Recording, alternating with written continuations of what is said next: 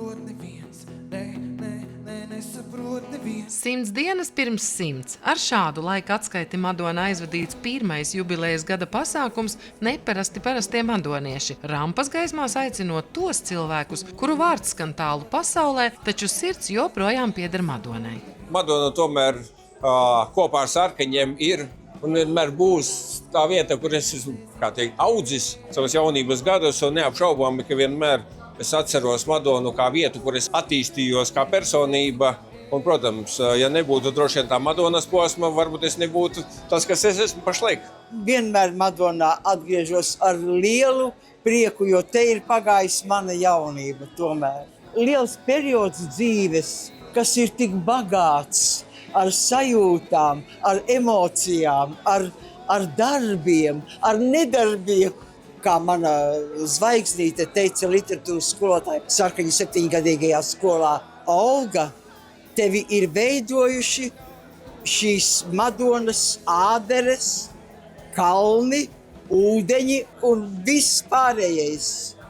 Madona man devusi visu pirmos soļus, pirmie treneri, labākās atmiņas. Bez Madonas nebūtu tas, kas es esmu, un visa tā personība un draugi, kas man ir vislabākie, ir tieši no Madonas. Aprīļa sākumā braucu uz Japānu, parakstīju līgumu basketbolā un tur gadu vismaz nodzīvošu kopā ar sieviņu un spēlēšu basketbolu.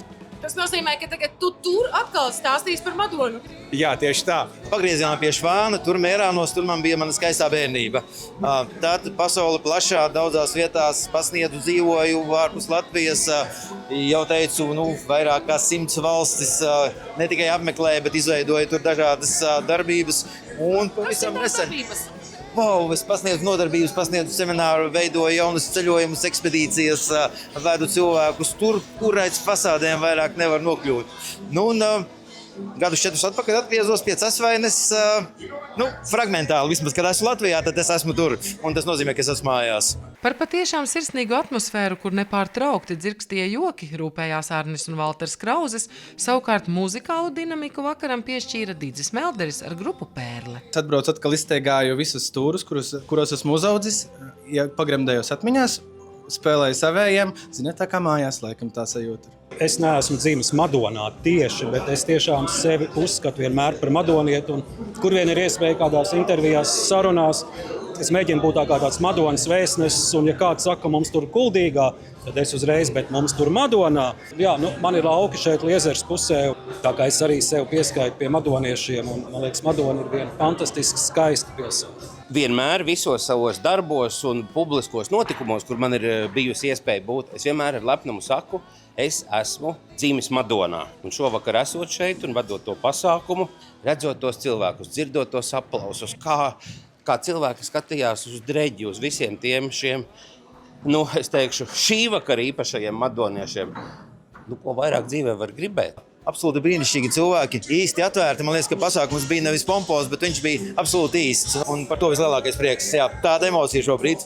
Tiešām izcili cilvēki, kurus mēs nesatiksim šeit tik bieži, kuru ceļagājums ir daudz lielāks, piepildītāks ar tālākiem mērķiem. Un kamēr es skatījos šo katru cilvēku vēsturi, to īpašības, tas, ko viņš ir veicis, tas un tik sirsnīgi. Un kad tu iedziļinies tajā katrā cilvēkā, tad, kad es šodien viņus satieku, tā gribas katru apmīļot, jo liekas, ka jau viņus esat tik ļoti iepazinusi.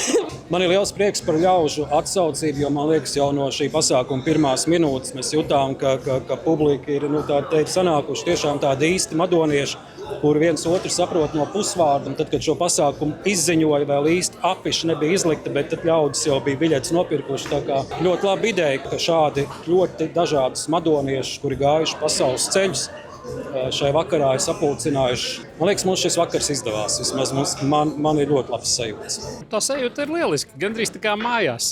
Pie savējiem nekādu uztraukumu ir tik daudz cilvēku zālē, kurus pazīsti, un tepat uz skatuves arī tikpat daudz. Ikdiena ir Rīga, bet tomēr ir arī praksa Madonā. Kāpēc? Darba taču tur pietiek. Jā, bet manī saista Madona, un es te gribu nesaraut saitis un palikt. Bet kas ir te Madonai tik īpaši?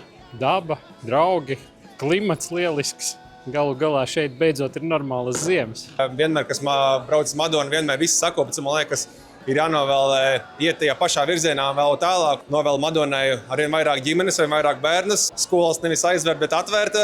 Nu, tā kā Madonas ģērboni ir gailis, tad jāsaka, tā te vienmēr būt nomodā. Un lai gailis vienmēr modina ne tikai madoniešus, bet visu Latviju, lai mēs kopā varētu darīt labas lietas. Madonas novads vienmēr bijis Aleša kultūras novads, un es arī novēlu arī turpmākos 100 gadus noturēt to kultūras novada statusu. Šobrīd arī jau ilgāku laiku pievienojies sporta panākumi, ja, un es domāju, ka tas ir brīnišķīgi, ka daudzās nozarēs Madona ir pirmajā vietā, un to es arī novēlu, un Madonas ļaudīm arī novēlu, lai viss izdodas, un lai smaidīgi cilvēki, un vienmēr prieks satikt madoniešu. Vēl tikai jāpiemina, ka Madonas 100-gades svētki kulminēs jūnija sākumā, taču kultūras, sporta un sabiedriskās aktivitātes iecerētas visa gada garumā. Tostarp jau kopš 1. janvāra izsludinātais kustību izaicinājums, pilsētas vienaudžu un jaundzimušo godināšana, kā arī citi svētku pasākumi. Tiekamies Madonā. Sandra Zariņa, Andris Milnis, RTV.